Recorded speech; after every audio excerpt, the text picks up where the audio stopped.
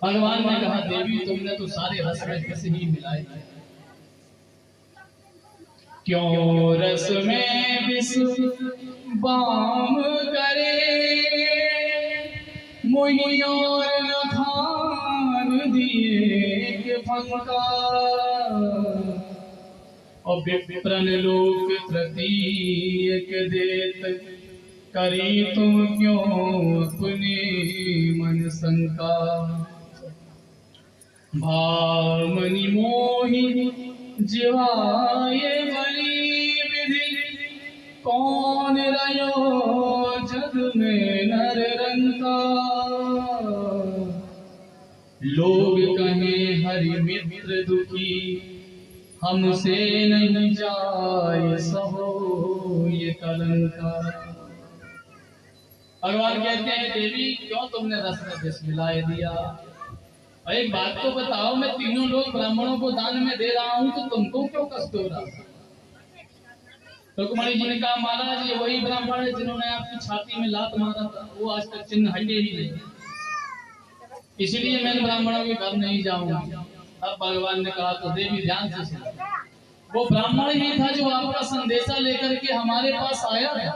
नहीं आपका विवाह तो शिशुपाल के साथ तय हुआ था, और हमने तो शिशुपाल का वध कर दिया, मतलब आज तुम विधवा बन के बैठी हो। तो रुक्मणी जी भी चुप हो गई, प्रभु कहे तो सही नहीं रहे। अथवा रुक्मणी जी ने इस भाव से हाथ पकड़ा कि महाराज संत ने प्रसाद लाया है, और प्रसाद सदा बांट के खाना चाहिए, अकेले प्रसाद नहीं खाना चाहिए, प्रसाद बांटने का पुण्य होता है, आप अकेले पाए जा रहे हो। अथवा इसीलिए भी हाथ पकड़ा होगा कि महाराज कच्चे चावल प्रेम में जो खाए जा रहे हो कहीं पेट खराब ना हो जाए। तो रुक्मणी जी ने हाथ पकड़ लिया। भगवान कहते हैं देवी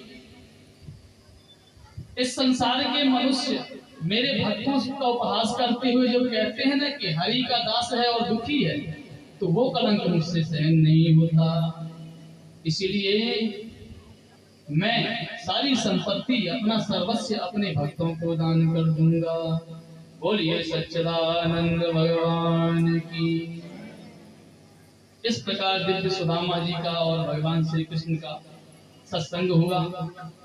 भगवान ने कहा मित्र बाल्यकाल की बातें याद हैं। सुदामा जी ने कहा मुझे तो एक एक बात याद है मित्र, कोई भी पूछ ले। तो भगवान ने कहा कि अच्छा मित्र याद है एक बार हम रात जंगल लकड़ी लेने गए थे, खूब वर्षा हुई थी, तो नदी के उस पार फंस गए, तो सारी रात हमको एक वृक्ष के नीचे काटनी पड़ी। बोले हाँ मित्र वो रात कैसे भूल सकता हूँ, पूरी पूरी बात याद। भगवान ने कहा तो ये भी याद होगा कि उस रात तुमने जो है कैसे दांत अटकाए थे ठंड के कारण। अब सुदामा जी जान गई या तो बोल पट्टी खोलने वाला है भाई, तो तुरंत बातें ही बदल दी। अरे छोड़ कर नैया वो बाल्यकाल की बात ही कुछ और हो गई, वो आनंद ही कुछ और हो गई, कुछ और बता। अरे सारे में बात की बात करने को नहीं तो यही बात मिली। अरे तेरे बगल में तेरी देवियां खड़ी हैं, वो क्या सोचेंगी मेरे बारे में कि उसका इनका मित्र चोर। लोग कहते हैं सुदामा जी ने चने चुराए और वो गरीब हो गए, कथाएं प्रसिद्ध हैं।